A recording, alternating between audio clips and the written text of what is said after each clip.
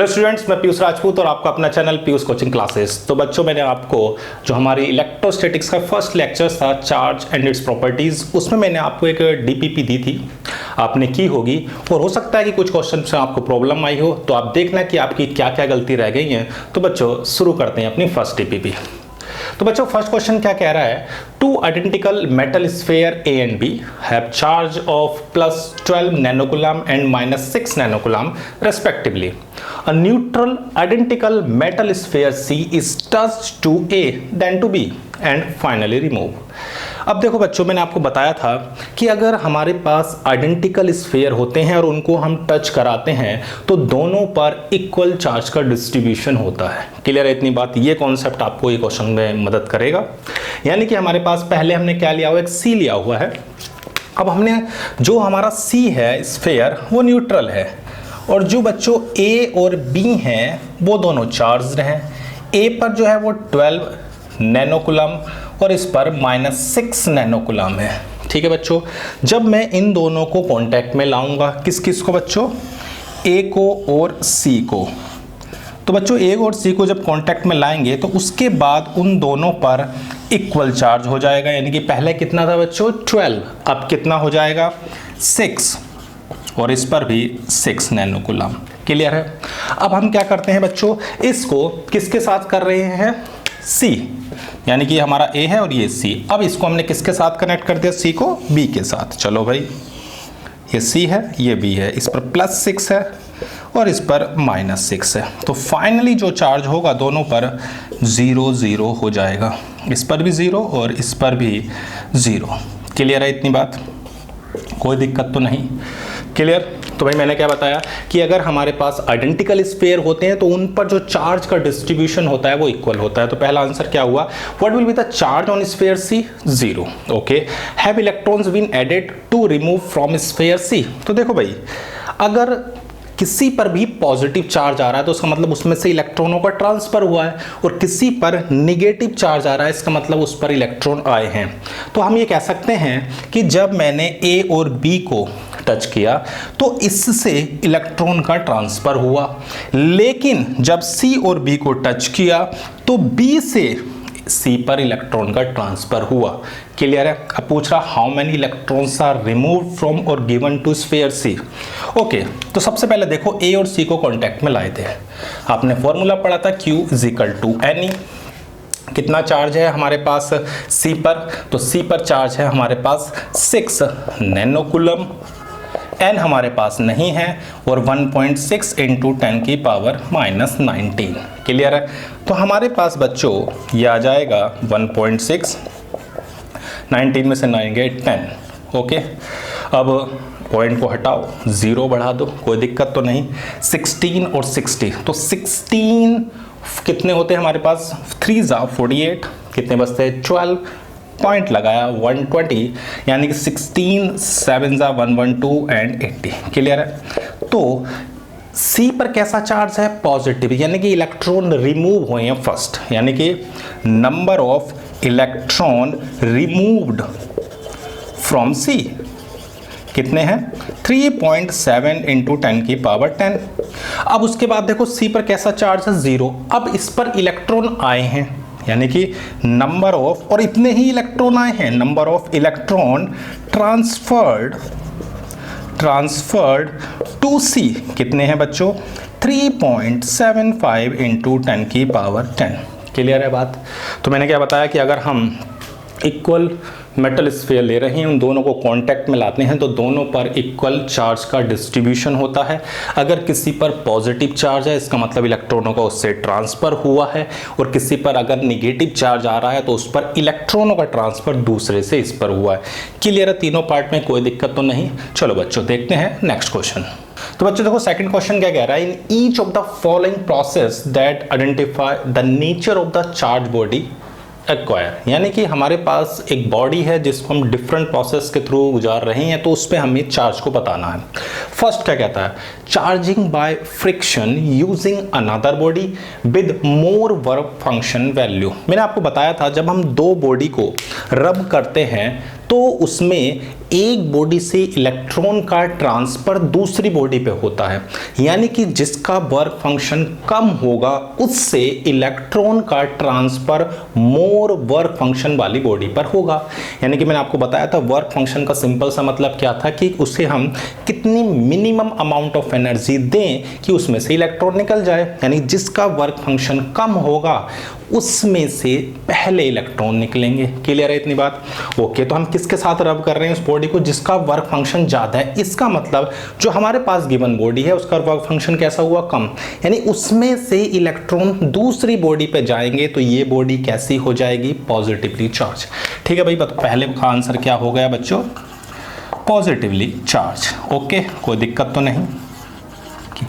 Clear है इतनी बात? चलो भाई, charging by induction using A negatively charged body. मैंने आपको बताया था इंडक्शन प्रोसेस में क्या होता था कि हम एक बॉडी को दूसरी बॉडी के पास रखते हैं, उसमें कांटेक्ट नहीं होता था। तो इंडक्शन प्रोसेस में हमेशा अपोजिट चार्ज इंड्यूस्ड होता है, यानी कि अगर ये बॉडी कैसी है? निगेटिव है, तो दूसरी बॉडी पर कैसा चार्ज आएगा बच्चों? हमेशा अपोजिट, यानी निगेटिव का अपोजिट क्या हो गया बच्चों? Positively charge. ओके, दोनों समझ में आ गई कि पहले वाले में लोअर वर्क फंक्शन से इलेक्ट्रॉन निकल कर हायर वर्क फंक्शन वाली बॉडी पर जा रहे हैं। इंडक्शन प्रोसेस में हमेशा नेगेटिव, यानी कि है तो अपोजिट चार्ज, यानी कि नेगेटिव है तो पॉजिटिव और पॉजिटिव है तो नेगेटिव चार्ज इंड्यूस्ड होगा। Okay, third, charging by conduction. Conduction में क्या होता था कि दोनों बॉडी को कॉन्टैक्ट में रखते थे, ठीक है ना, तो दोनों पर आपका सेम चार्ज नेचर में, अगर दोनों बॉडी आइडेंटिकल हैं तो इक्वल चार्ज का डिस्ट्रीब्यूशन होगा, अगर नहीं है तो डिफरेंट होगा। यानी कि इसमें कैसा होगा? अगर वो पॉजिटिवली चार्ज है तो दूसरी बॉडी भी पॉजिटिवली चार्ज ही होगी, यानी कि तीसरे का आंसर भी बच्चों क्या है? पॉजिटिवली चार्ज्ड है। कोई दिक्कत तो नहीं है? चलो भाई, बढ़िया। चार्जिंग बाय एक्सेसिवली हीटिंग, यानी कि जब हम बच्चों किसी बॉडी को हीट करते हैं तो हीट करने से क्या होता है? उस इलेक्ट्रॉनों की एनर्जी क्या होने लगती है? बढ़ने लगती है, और वो सरफेस को छोड़ के क्या होंगे? चले जाएंगे। यानी कि जब किसी बॉडी से इलेक्ट्रॉन निकलते हैं तो सिंपल सी बात है, कैसा चार्ज आएगा? पॉजिटिव। तो इसका आंसर भी क्या हुआ? Positively charge. कोई दिक्कत तो नहीं? अगला है charging by radiating the body with an electromagnetic wave of sufficient high frequency, यानी कि अगर हम किसी भी मेटल सरफेस पर इलेक्ट्रोमैग्नेटिक वेव्स को डालते हैं जिनकी फ्रीक्वेंसी हाई है, तो सिंपल सी बात है, इलेक्ट्रॉन एनर्जी एब्जॉर्ब करके सरफेस से बाहर निकलेंगे। इलेक्ट्रॉन का निकलना यानी रिमूव होना, यानी कि पॉजिटिव चार्ज का आना। तो इसका आंसर भी बच्चों क्या हुआ? Positive charge. यानी कि इन पांचों केसेस में हमारी बॉडी पर कैसा चार्ज आ रहा है? Positive. The last part, charging by placing the body in the region of a very high intensity of electric field, यानी कि हम उस बॉडी को किस में रख रहे हैं? इलेक्ट्रिक फील्ड के अंदर रखते हैं। तो सिंपल सी बात है, इलेक्ट्रॉनों पर क्या होगा? अगर हम किसी भी उसमें रखते हैं तो इलेक्ट्रॉनों पर अगर इलेक्ट्रिक फील्ड इधर है तो उसकी अपोजिट डायरेक्शन में फोर्स लगेगा, यानी कि इलेक्ट्रॉन सरफेस को छोड़ के जाएंगे, क्योंकि उसने बोला है वेरी हाई इंटेंसिटी, यानी कि जैसे ही सरफेस से इलेक्ट्रॉन निकले कैसा चार्ज? पॉजिटिव। तो यानी कि सभी केसेस में आपकी बॉडी का जो चार्ज होगा वो पॉजिटिव होगा। क्लियर है? पहला, लोअर वर्क फंक्शन से हायर वर्क फंक्शन पर जा रहे हैं इलेक्ट्रॉनों का ट्रांसफर। दूसरे में मैंने बताया कि अगर हम क्या कर रहे हैं, इंडक्शन प्रोसेस में हमेशा अपोजिट चार्ज इंड्यूस्ड होता है, कंडक्शन में सेम चार्ज। फिर मैंने आपको बताया कि अगर आप किसी बॉडी को हीट करते हैं तो इलेक्ट्रॉन्स की एनर्जी हाई होकर सरफेस को छोड़ देते हैं। ये तीनों कहानी इस तीनों पार्ट के लिए है। यहाँ इलेक्ट्रिक फील्ड यानी कि फील्ड एमिशन है, यहाँ पर ये आपका बिल्कुल वैसा ही है जैसा आपका फोटो इलेक्ट्रिक इफेक्ट होता है। क्लियर है इतनी बात? चलो बच्चों, बढ़ते हैं अगले क्वेश्चन की ओर। तो बच्चों थर्ड क्वेश्चन देखते हैं, क्या कह रहा है? Rajesh, Eena, Ayan, Julia and Lasit are of the class 12th students. Rajesh inflated a balloon, rubber balloon, and rubbed it with his rabbit fur glove and then stuck to room painted wall. The balloon remained stuck for some time to the wall and then eventually it will fall. All of them present different justification for the incident which are given below. यानी कि क्या कर रहे हैं, वो एक rubber balloon ले रहे हैं और रबर बैलून को रैबिट फर से क्या कर रहे हैं? रब कर रहे हैं। उसके बाद वो दीवार पे जो पेंटेड वॉल है उसके पास लाते हैं, वो थोड़ी देर उससे क्या होता है? चिपकता है और फिर वो गिर जाता है। तीनों के वो हमारे जो स्टूडेंट हैं, राजेश, ईना, अयान, जूलिया और लसित, वो डिफरेंट जस्टिफिकेशंस दे रहे हैं। अब देखते हैं कि ये क्या होता है। क्लियर है इतनी बात? चलो बच्चों, तो मैं इस क्वेश्चन को थोड़ा हटा दे रहा हूँ समझाने के लिए। आपको क्वेश्चन तो समझ में आ गया कि क्या करना जा रहा है। चलो भाई, तो बच्चों अगर हम बैलून, रबर बैलून जो है उसको अगर हम क्या करते हैं, फर के साथ रब करते हैं तो क्या होगा। मैंने आपको बताया था जो फर होते हैं उनका वर्क फंक्शन लोअर होता है और जो प्लास्टिक या फिर रबर बैलून है उसका वर्क फंक्शन हाई होता है।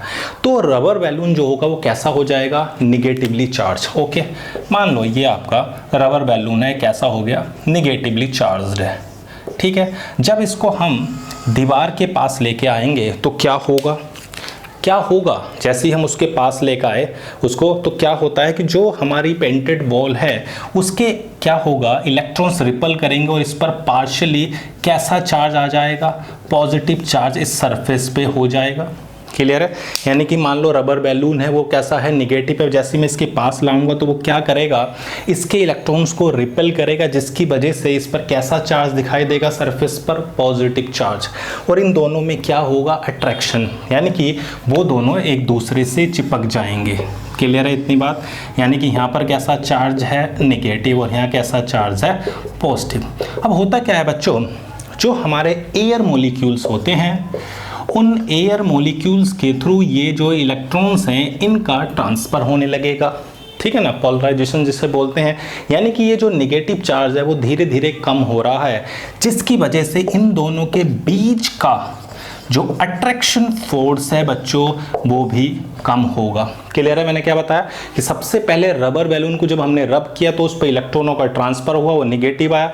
जैसे ही हम दीवार के पास लेकर आए तो हुआ क्या, रिपल्शन की वजह से इस पर कैसा चार्ज हो गया, पॉजिटिव चार्ज। क्लियर है इतनी बात, और इन दोनों के बीच में इलेक्ट्रोस्टैटिक अट्रैक्शन लगा। लेकिन ये जो इलेक्ट्रॉन्स हैं एयर मॉलिक्यूल्स में इस चार्ज का ट्रांसफर होने लगेगा, जिसकी वजह से अट्रैक्शन फोर्स धीरे धीरे कम होगा और ग्रेविटी जो होगी वो ज़्यादा हो जाएगी उस अट्रैक्शन से, तो ये बैलून नीचे गिर जाएगा। क्लियर है इतनी बात। अब आपके पास जो ऑप्शंस हैं उसमें आप देख सकते हैं, तो जो लसित वाली बात है वो ज़्यादा जस्टिफाई कर रही है इस क्वेश्चन को। क्लियर हो गई बात, कोई दिक्कत तो नहीं। चलो बच्चों बढ़ते हैं अगले क्वेश्चन की ओर।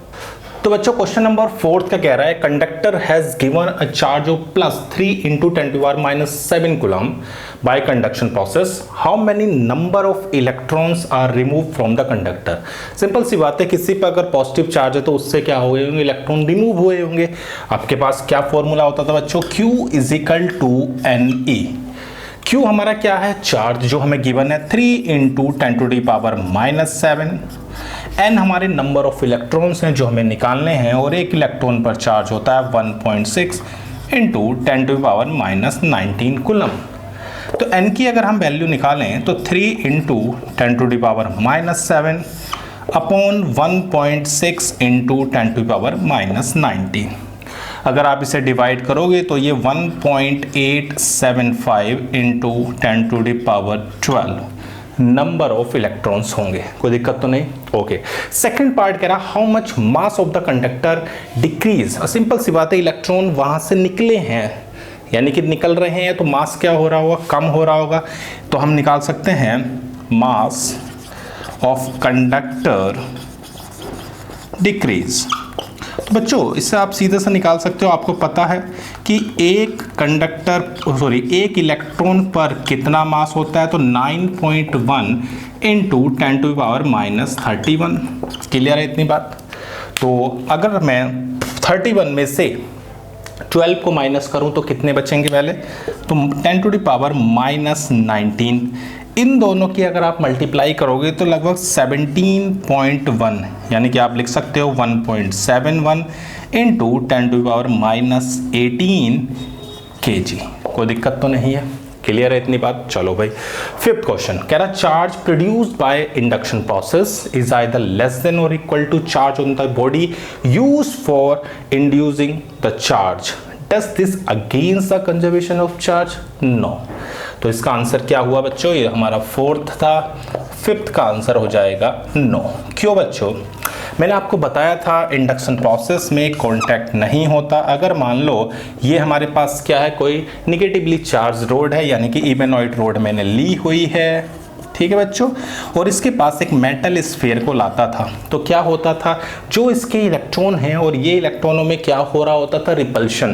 तो रिपल्शन की वजह से ये कहाँ भाग जाते थे, दूर। तो यहाँ पर कैसा चार्ज आता था, पॉजिटिव। क्लियर है।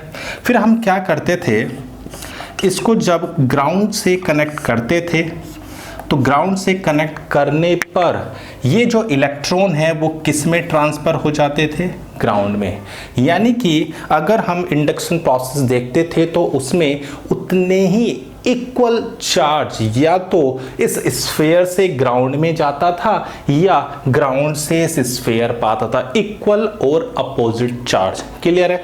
जैसे अगर मैं यहाँ पर एक पॉजिटिव रोड लेता तो क्या होता, इस वाले सरफेस पर कैसे आ जाते, निगेटिव और यहाँ पर पॉजिटिव। और अगर बच्चों मैं अब इसे ग्राउंड से कनेक्ट करता तो क्या होता, ग्राउंड से उतने ही इलेक्ट्रॉन इस पर आते।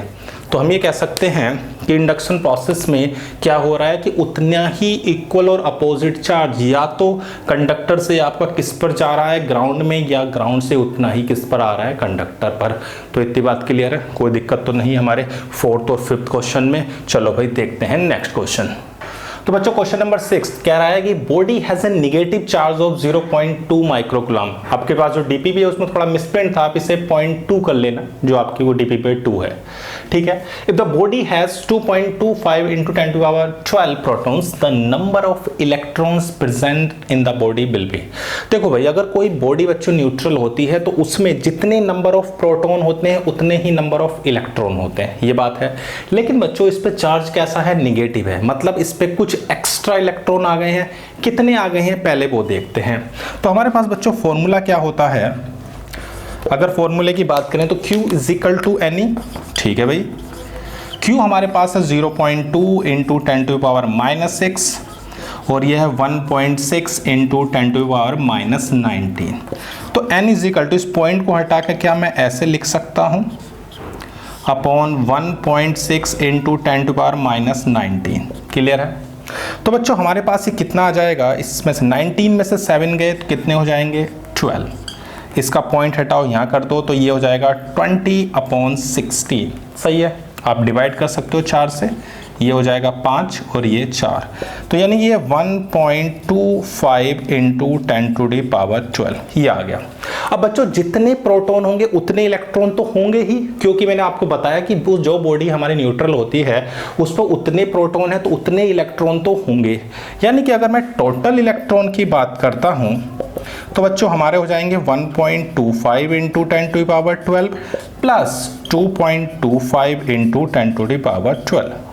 तो कितना हो गया ये 3.50 इंटू 10 टू दी पावर 12। कोई दिक्कत तो नहीं, तो ऑप्शन नंबर हो जाएगा डी। क्लियर है। ओके। देखो बच्चों 7 क्या कहता है, कह रहा है common concept on a charge is given, select the odd statement. पहला, charge gained by an uncharged body by conduction from a charged body is equal to half of the total charge initially present। देखो मैंने आपको बताया था जब हम conduction process में charge का ट्रांसफ़र करते हैं तो अगर बॉडी का शेप एंड साइज सेम है, बिल्कुल वैसे ही आइडेंटिकल उसकी जैसी बॉडी है, तब दोनों पर इक्वल चार्ज का डिस्ट्रीब्यूशन होगा। लेकिन अगर वो दोनों बॉडी डिफरेंट हैं तो चार्ज का डिस्ट्रीब्यूशन इक्वल नहीं होगा। तो पहला स्टेटमेंट ही हमारा कैसा है, ओड है, तो यही हमारा क्या होगा, सही होगा। चलो और आगे भी देख लेते हैं। Magnitude of charge does not increase with velocity, बिल्कुल सही है, हमारा जो चार्ज है वो वेलोसिटी पे डिपेंड नहीं करता। अगला कहता है charge can not B coexist without matter although matter can exist without charge, बिल्कुल सही है। अगर कोई बॉडी चार्ज हो भी सकती है, लेकिन अगर कोई बॉडी चार्ज है तो सिंपल सी बात है वो मैटर है, सिंपल। अगला, between the two substance repulsion is a true test, मैंने बताया था जो रिपल्शन है वही ट्रू टेस्ट होता है किसके लिए, वो बॉडी के चार्ज का। तो हमारा ओड स्टेटमेंट कौन सा हुआ बच्चों, ए। क्यों, क्योंकि अगर बॉडी की शेप एंड साइज आइडेंटिकल है, बॉडी है सेम उसके जैसी बॉडी है, तो दोनों पर इक्वल चार्ज डिस्ट्रीब्यूट होगा, अदरवाइज इक्वल डिस्ट्रीब्यूशन नहीं होगा। क्लियर है। फटाफट लिखो, देखते हैं नेक्स्ट क्वेश्चन। तो बच्चों 8th क्वेश्चन क्या कह रहा है, a plastic scale is positively charge by rubbing against a woollen shirt. That means देखो भाई, अगर हम क्या नाम प्लास्टिक स्केल को और वूलन शर्ट को रब कर रहे हैं और हमारी जो प्लास्टिक स्केल है पॉजिटिव चार्ज है, इसका मतलब क्या हुआ, जो प्लास्टिक स्केल है उससे इलेक्ट्रॉनों का ट्रांसफर हो जाता है, तो ये कैसा बन गया है, पॉजिटिव चार्ज। क्लियर है इतनी बात, यानी कि इलेक्ट्रॉन कहाँ से चले गए हैं, प्लास्टिक से वुलन पर। ओके, तो उसने बोला क्या all molecules of plastic becomes ion, नहीं। Few of bonds are broken, नहीं।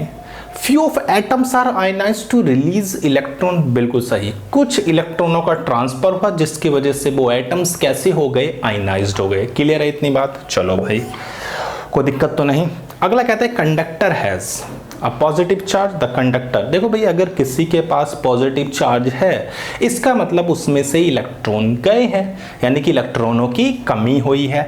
कितनी कमी हुई है तो वो हम निकाल सकते हैं, Q = Ne से 14.4 × 10⁻⁻19 n × 1.6 × 10⁻⁻19। तो आप n निकाल सकते हो, इससे कैंसिल, और बस से ये पूरा 9 बार जाएगा। तो हमारे पास कितने इलेक्ट्रॉनों की कमी हुई है, तो 9, यानी कि 9 इलेक्ट्रॉन्स इन शॉर्ट। कोई दिक्कत तो नहीं, क्लियर है इतनी बात। तो पहले वाले के अंदर क्या था, हमारे जो इलेक्ट्रॉन्स थे वो निकले थे, कुछ इलेक्ट्रॉन्स निकले थे जिसकी वजह से वो एटम आयनाइज्ड हुए थे। दूसरे में हमने Q = Ne लगाया, तो उसमें 9 इलेक्ट्रॉन्स क्या हो रहे हैं, शॉर्ट हो रहे हैं, जिसकी वजह से हमारा पॉजिटिव चार्ज आ रहा है। क्लियर है इतनी बात, फटाफट लिखो। अब देखते हैं नेक्स्ट क्वेश्चन।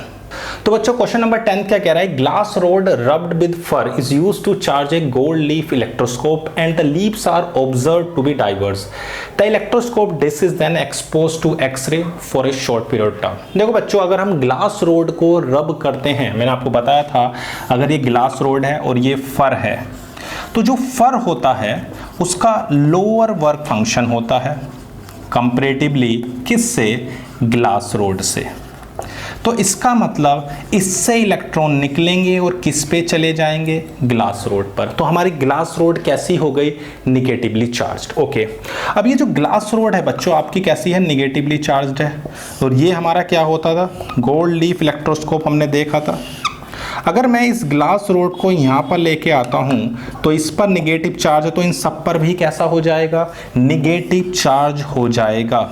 और ये क्या करेगी, ये हमारी जो लीव्स हैं वो डाइवर्स करेंगी। क्लियर है इतनी बात। ओके, अब क्या कह रहा है कि उस पर किसको इंसिडेंट करा रहे हैं, एक्सपोज करा रहे हैं, एक्सरे को। ओके, अब बच्चों अगर मैं इस पर एक्सरेज को डालता हूं तो क्या होगा, एक्सरेज क्या काम करता है, जो इलेक्ट्रॉन्स होते हैं वो एनर्जी एब्जॉर्ब करके वहां से निकलने लगेंगे, यानी कि यहां से इलेक्ट्रॉन कहां जाएंगे, बाहर, जिसकी वजह से ये जो निगेटिव चार्ज है इसका जो मैग्नीट्यूड है वो बच्चों कम हो जाएगा, हाँ या ना। ये सिंपल सी बात है, जब तुमने एक्सरे उस पर डाली, इलेक्ट्रॉन गए, पॉजिटिव चार्ज बढ़ा तो निगेटिव चार्ज कम हुआ, यानी कि जो हमारा निगेटिव चार्ज है बच्चों वो क्या हो रहा है, डिक्रीज होगा। अब निगेटिव चार्ज घटेगा तो सिंपल सी बात है इसका डाइवर्जेंस भी क्या होगा, कम होगा, ये पास पास आना शुरू हो जाएंगे ये दोनों लीव्स। क्लियर है इतनी बात। क्या बताया कि जब हमने ग्लास रोड को रब किया फर के साथ तो फर का वर्क फंक्शन था कम, ग्लास रोड का ज़्यादा, तो फर से इलेक्ट्रॉनों का ट्रांसफर ग्लास रोड पर हो गया। फिर हमने इसको इस लीव से जो कि हमारी मेटल नॉब होती थी उससे कनेक्ट करते थे तो वो चार्ज पूरा ट्रांसफर हो जाता था उस पर, और उसकी वजह से उसमें डाइवर्जेंस होता था। लेकिन जैसे ही मैंने इस पर एक्सरे एक्सपोज की तो उसमें से इलेक्ट्रॉन निकल गए, इलेक्ट्रॉन निकले तो पॉजिटिव चार्ज आया, यानी कि निगेटिव चार्ज कम हो गया, जिसकी वजह से इसका डाइवर्जेंस भी कम हो जाएगा। क्लियर है। तो कौन सा ऑप्शन सही लग रहा है आपको, तो ऑप्शन नंबर सी।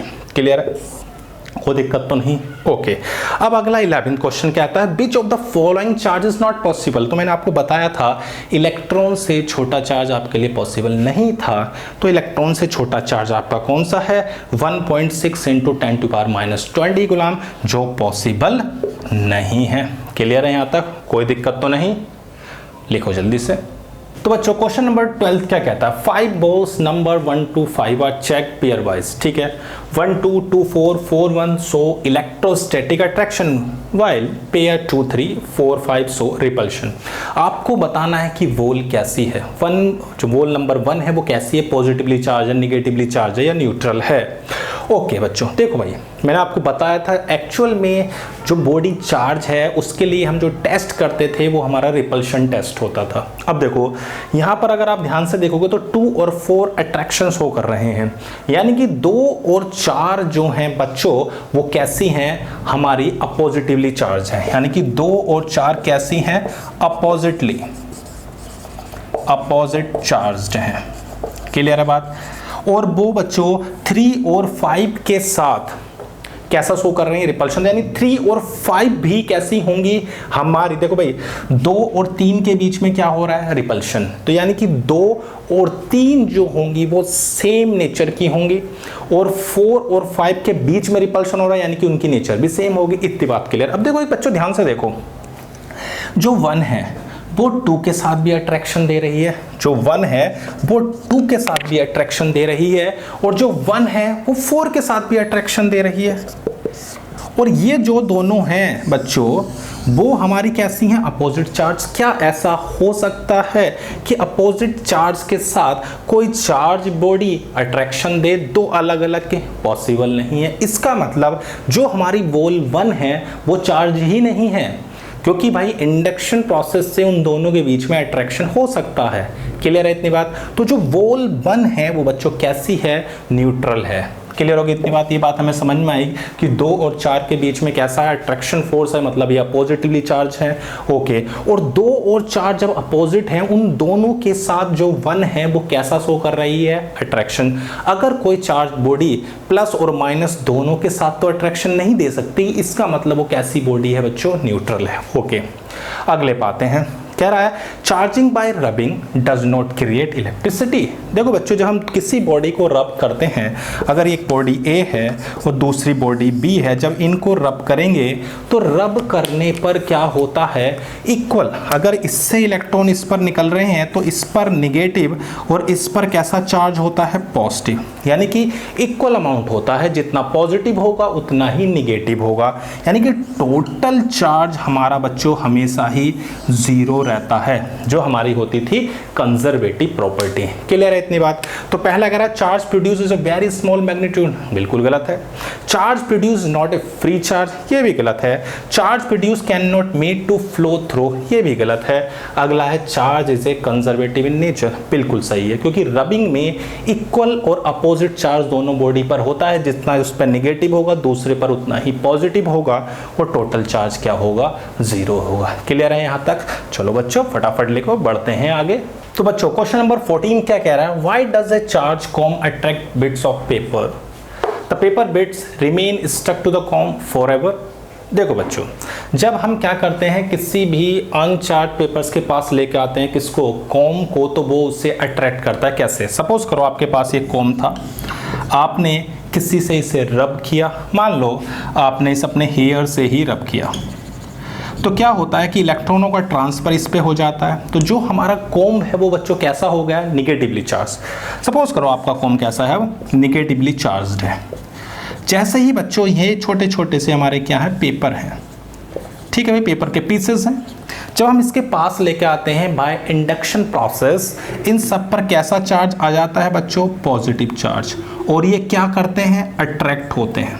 जैसे ही अट्रैक्ट होंगे, जब इससे चिपकेंगे, चिपकने के बाद बच्चों इन सभी पर चार्ज कैसा हो जाएगा, सेम हो जाएगा, और सेम चार्ज होते ही इनमें क्या होगा, रिपल्शन होगा, और ये दूर भाग जाएंगे। ठीक है बच्चों, तो मैंने क्या बताया कि आपने क्या करा, कॉम को कहीं से रब किया और वो मान लो निगेटिवली चार्ज हो गया।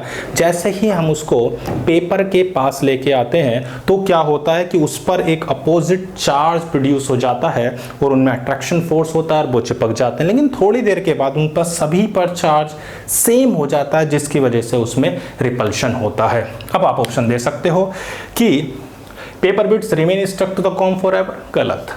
Paper bits stuck to the comb and then fall down. Paper bits are initially attracted to the comb but they remain at their places. Paper bits fly away when they touch the com, ये सही है। Clear है इतनी बात, कोई दिक्कत तो नहीं। चलो भाई अब आते हैं 15 क्वेश्चन पर। क्या कहता है 15 question? A foreigner student who grow up in a tropical country but is studying in United State may not have any experience with static electricity spark to shock, the student most probable gets his and her first shock. देखो भाई, अगर मान लो United यानी USA की अगर हम बच्चों बात करते हैं तो विंटर में, कहाँ पर? विंटर में जो हमारी कोल्ड ड्राई एयर होती है वो एक्यूमुलेशन करती है एक्सेस चार्ज को, और वो चार्ज हमें एक पोटेंशियल दे रहा है किसके लिए? शॉक के लिए। तो किस में होगा वो पहला उसका शॉक एक्सपीरियंस? विंटर में। क्यों? क्योंकि जो कोल्ड ड्राई एयर है वो क्या कर रही है? चार्ज का एक्यूमुलेशन कर रही है। तो कौन सा ऑप्शन सही हो गया? डी, यानी कि इन विंटर। कोई दिक्कत तो नहीं, फटाफट लिखो, बढ़ते हैं आगे। तो बच्चों क्वेश्चन नंबर 16 और 17 जो हैं वो हमारे स्टेटमेंट वाले क्वेश्चंस हैं, यानी कि उसमें आपको 2 स्टेटमेंट गिवन होते हैं और 4 ऑप्शंस तो होंगे ही। यानी कि अगर आपका जो फर्स्ट ऑप्शन होता है वो बताता है कि आपका स्टेटमेंट फर्स्ट सही है और सेकंड भी सही है, और फर्स्ट का एक्सप्लेनेशन अगर सेकंड होता है तो ऑप्शन ए हम लिखते हैं। लेकिन अगर एक्सप्लेनेशन नहीं है तो बी ऑप्शन होता है। सी ऑप्शन कहता है कि स्टेटमेंट फर्स्ट तो ट्रू है लेकिन सेकंड फॉल्स है, और स्टेटमेंट अगर फर्स्ट फॉल्स है और सेकंड ट्रू है तो वो हमारा डी ऑप्शन होता है। क्लियर है इतनी बात? ये आपके स्टेटमेंट वाले क्वेश्चन को आंसर्स होते हैं इस तरह से। जैसे कह रहा था whole charge of the conductor can not be transfer to an isolated conductor by touching. क्या आप एक कंडक्टर से दूसरे कंडक्टर पर पूरा चार्ज ट्रांसफर कर सकते हो? ये कह रहा है नहीं कर सकते। तो बच्चों हम पूरा चार्ज ट्रांसफर कर सकते हैं कैसे? अब बच्चों मैं अगर एक बॉल ले लेता हूँ, ये आपके पास एक बॉल है जो कैसा चार्ज कर रही है? पॉजिटिव, और मैं इसको एक कंडक्टर के अंदर इस तरह से रख देता हूँ, तो होगा क्या? ये चार्ज पूरा का पूरा कहाँ चला जाएगा? सरफेस पर। ध्यान रखना, जब भी हम किसी चार्ज को, कंडक्टर होता है, कंडक्टर के अंदर हम कोई भी चार्ज रखते हैं तो वो चार्ज पूरा का पूरा उसकी सरफेस पे चला जाता है। तो ये पूरा चार्ज कहाँ आ जाएगा? इसकी सरफेस पर, यहाँ पर इसका ये पूरा चार्ज हो जाएगा। क्लियर है इतनी बात? यानी कि हम एक कंडक्टर से दूसरे कंडक्टर पर पूरा का चार्ज ट्रांसफर कर सकते हैं। क्लियर है इतनी बात? ओके। यानी कि पहला स्टेटमेंट गलत है। दूसरा स्टेटमेंट है charge flow from a conductor to another due to difference of potential. मैंने बिल्कुल बताया था आपको कि चार्ज का फ्लो तभी होता है जब दोनों कंडक्टर के बीच में पोटेंशियल डिफरेंस हो। तो ये बात बिल्कुल सही है, लेकिन पहली बात गलत है। तो मैंने बताया था कि ऑप्शन नंबर आप डी देखोगे तो वो बताता है कि statements first is false and second is true. तो ऑप्शन नंबर हमारा क्या हो जाएगा बच्चों? डी। क्लियर है? ओके। 17 क्या कहता है? Tyres of aircraft are slightly conducting, and statement second कहता है when a conductor is connected to ground the extra charge induce on the conductor will flow ground. Okay बच्चों, होता क्या है जब हमारा प्लेन उड़ता है, टेक ऑफ करता है या लैंड करता है, तो उसके जो टायर्स होते हैं वो टायर्स क्या होती है, उसमें प्योर रोलिंग नहीं होती, जिसकी वजह से वो फ्रिक्शन की वजह से चार्ज हो जाता है। किस किस के बीच में फ्रिक्शन हो रहा है? जो आपके ग्राउंड है और टायर के बीच में फ्रिक्शन होता है, क्योंकि प्योर रोलिंग नहीं है, जिसकी वजह से उस पर चार्ज आ जाता है। वो एक्सेस चार्ज अगर हमारे टायर कैसे होंगे, कंडक्टिंग होंगे, तो कहाँ चला जाएगा? ग्राउंड में, और आपको कोई शॉक नहीं लगेगा। इसलिए उसके जो टायर्स होते हैं वो कंडक्टिंग होते हैं, और जो एक्स्ट्रा चार्ज है वो कहाँ चला गया? ग्राउंड में। तो स्टेटमेंट फर्स्ट और सेकंड दोनों सही है, और सेकंड फर्स्ट को एक्सप्लेन भी करता है। तो ऑप्शन नंबर आपका ए हो जाएगा। क्लियर है इतनी बात? दोनों क्वेश्चन क्लियर? चलो भाई, अब अगला कहता है 18, consider a neutral conducting sphere, a positive point charge is placed outside it, the net charge on the sphere। अब देखो बच्चों, इसे आपने लिख ही लिया होगा। चलो भाई देखो बच्चों, आपके पास क्या कह रहा है कि एक पॉइंट चार्ज है, वो पॉइंट चार्ज एक स्फीयर के बाहर रखा हुआ है। ये आपका पॉइंट चार्ज वो स्फीयर है, और यहाँ पर एक पॉइंट चार्ज है पॉजिटिव। ठीक है बच्चों, अब देखो ये क्या करेगा, जो यहाँ पर इलेक्ट्रॉन्स होंगे उनको अट्रैक्ट करेगा, तो वो इधर आ जाएंगे, और इधर कैसा होगा? सरफेस पर पॉजिटिव चार्ज होगा। क्लियर है? अब ये स्फीयर आप देखोगे तो इस पर नेट चार्ज क्या है बच्चों? तो इसके अगर मैं क्यू नेट की बात करता हूँ तो वो 0 होगा। यानी कि इस पॉजिटिव चार्ज के किसकी वजह से, इंडक्शन की वजह से ये वाली सरफेस आपकी कैसी है, नेगेटिव, और ये सरफेस कैसी है, पॉजिटिव। लेकिन टोटल मिला के तो चार्ज कैसा है बच्चों, जीरो ही रहेगा। तो कौन सा ऑप्शन सही है आपका, तो ये डी ऑप्शन सही है कि उस स्फीयर पर जो चार्ज होगा वो चार्ज टोटल हमारा कैसा होगा, तो जीरो होगा। क्लियर है इतनी बात, कोई दिक्कत तो नहीं, फटाफट लिखो, बढ़ते हैं आगे। तो बच्चों क्वेश्चन नंबर 19 क्या कह रहा है, when an object A is charged by induction process, another charge object B is required to induce charge. Okay. If QB is the charge on B in such an experiment, then कह रहा है QA plus QB is zero in every such experiment. गलत। जैसा मैंने आपको बताया था कि अगर मैं किसी भी, जैसे ये हमारे पास कैसी है, ये निगेटिव है, और मैं इसको किसी अनचार्ज के पास ला रहा हूँ, तो क्या होता था, यहाँ पर पॉजिटिव और सारे इलेक्ट्रॉन्स हमारे ये।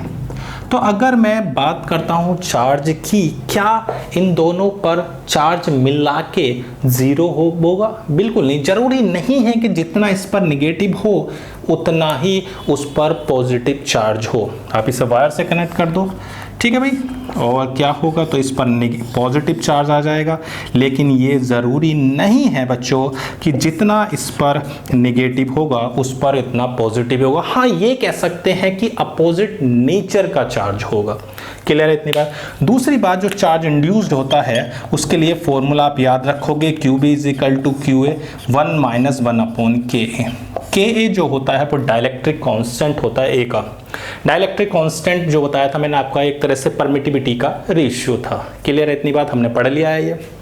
ओके बच्चों, तो मैंने क्या बताया कि ये वाला तो हमारा क्या हो गया, गलत हो गया। क्यों? क्योंकि QA प्लस QB जीरो नहीं होगा सभी एक्सपेरिमेंट में। जरूरी नहीं है कि जितना निगेटिव चार्ज है बच्चों उतना ही पॉजिटिव चार्ज हो। हाँ, डिसिमिलर होगा, ये सही है, ये भी सही है। QB is equal to QA 1 minus 1 upon KA। अब चार्ज बच्चों, अगर हमारे पास कोई भी कंडक्टर है, क्योंकि कंडक्टर के लिए ध्यान रखना बच्चों, KA जो हमारा कंडक्टर होता है KA के लिए इन्फिनिटी होता है। क्या होता है? इन्फिनिटी।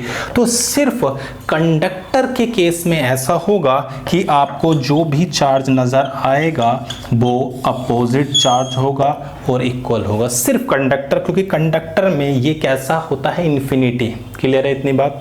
तो इतनी बात clear. Q and QB are the dissimilar nature in all such experiment, सही है, ये भी सही है। Charge can be introduce only when A contains few free electrons, ये भी सही है। अगर इस पर फ्री इलेक्ट्रॉन्स नहीं होंगे तो उनका मूवमेंट ही नहीं होगा, यानी कि वो इधर नहीं जाएंगे, फ्री इलेक्ट्रॉन्स नहीं होंगे तो चार्ज भी नहीं आएगा। तो इसीलिए उसमें फ्री इलेक्ट्रॉन्स का होना भी जरूरी है। तो ये तीनों ऑप्शन कैसे हैं बच्चों? सही है, कोई दिक्कत तो नहीं। क्या बताया मैंने कि जरूरी नहीं है कि जितना चार्ज इस पर पॉजिटिव है उसका उतना ही नेगेटिव हो। क्लियर है इतनी बात? और अगर उस पास फ्री इलेक्ट्रॉन्स नहीं होंगे तो इस पर कोई भी इंडक्शंस नहीं होगा, क्योंकि भाई फ्री इलेक्ट्रॉन्स होने पर ही वो क्या होते हैं, रिपल्शन की वजह से दूर चले जाते हैं, और उतना ही इस पर पॉजिटिव चार्ज इधर आता है सरफेस पर। क्लियर है इतनी बात? कोई दिक्कत तो नहीं, फटाफट लिखो, देखते हैं नेक्स्ट क्वेश्चन। तो बच्चों क्वेश्चन नंबर 20 क्या कह रहा है, small tennis ball is negatively charge then which of the statement are true. ठीक है भाई, अगर बच्चों कोई नेगेटिवली चार्ज्ड है तो इसका मतलब उस पर क्या आए हैं, इलेक्ट्रॉन। अगर इलेक्ट्रॉन आते हैं तो उसका मास इंक्रीज होगा। ओके, तो इट्स मास इंक्रीजेस, बिल्कुल सही। इट्स चार्जेस, ये भी बिल्कुल सही है कि जो भी चार्ज होगा वो क्वांटाइज्ड होगा, यानी कि मल्टीपल होगा किसका, ई का। Okay, it moves with a large velocity through air, ये गलत है। अगला, charge is found uniformly distributed over it's entire surface, ये भी सही है कि नहीं, जो भी चार्ज होगा वो उसके सरफेस पर यूनिफॉर्मली डिस्ट्रीब्यूट होगा।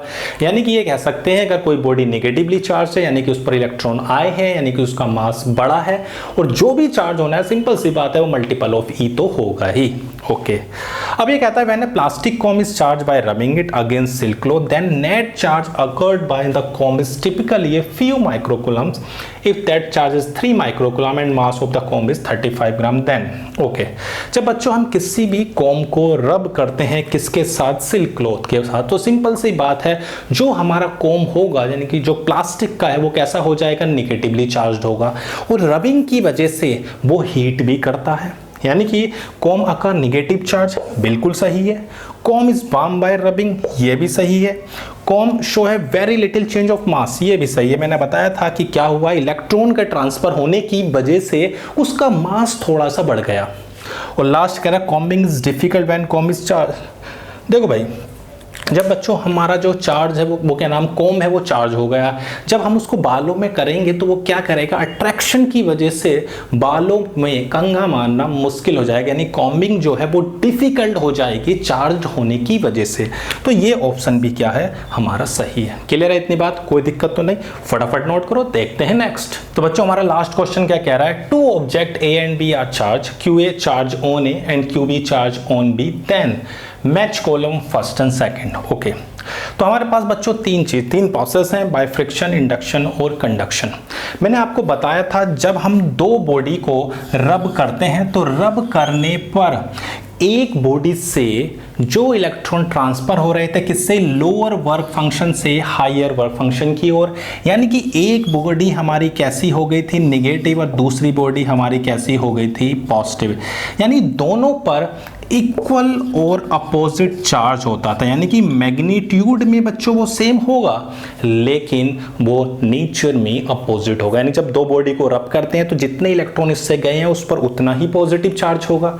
ओके, तो यानी कि QA is equal to QB किस में आ रहा है बच्चों, यानी कि चार्जिंग बाय फ्रिक्शन।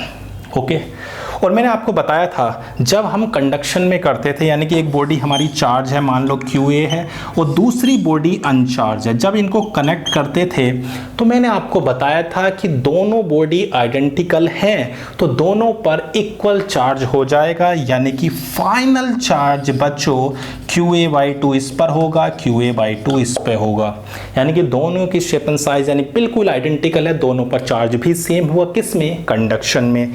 तो थर्ड ऑप्शन आपका आ जाता है किसका, कंडक्शन। और इंडक्शन प्रोसेस में बच्चों चार्ज इक्वल भी हो सकता है और नहीं भी।